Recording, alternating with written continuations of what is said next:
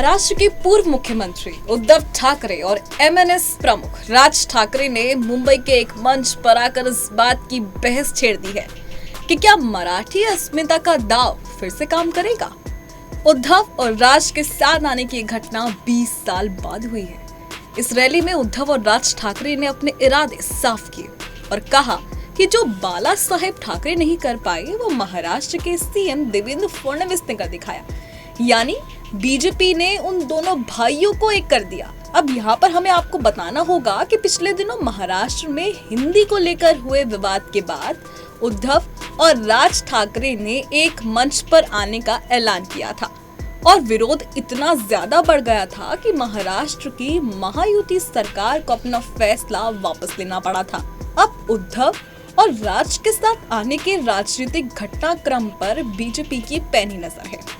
अब यहाँ सवाल उठता है कि शिवसेना यानी कि यूबीटी और एमएनएस अगर महाराष्ट्र की राजनीति में मिलकर चुनाव लड़ते हैं तो इसका इस राज्य की सियासत पर क्या असर पड़ता है।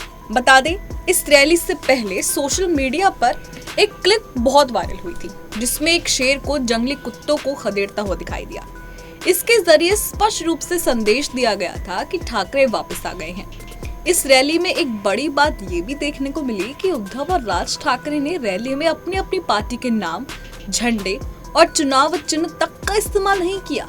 माना जा रहा है कि दोनों ने ये कदम सोच समझ कर उठाया और वो अपने कार्यकर्ताओं के बीच संदेश देना चाहते थे कि अब उन्होंने सभी मतभेदों को भुला दिया है और उनका मकसद मराठी मानुष को एकजुट करना है।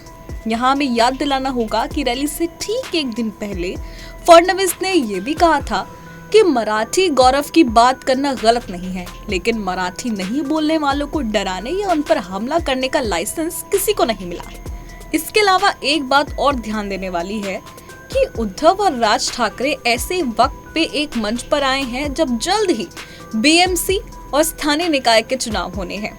क्या ये भाई महाराष्ट्र में स्थानीय निकाय का चुनाव मिलकर लड़ेंगे, इस पर सभी की नजरें टिकी हुई है। लेकिन इस वक्त महाराष्ट्र में एक नाम गूंज रहा है, वो है मराठी ब्रदर्स का।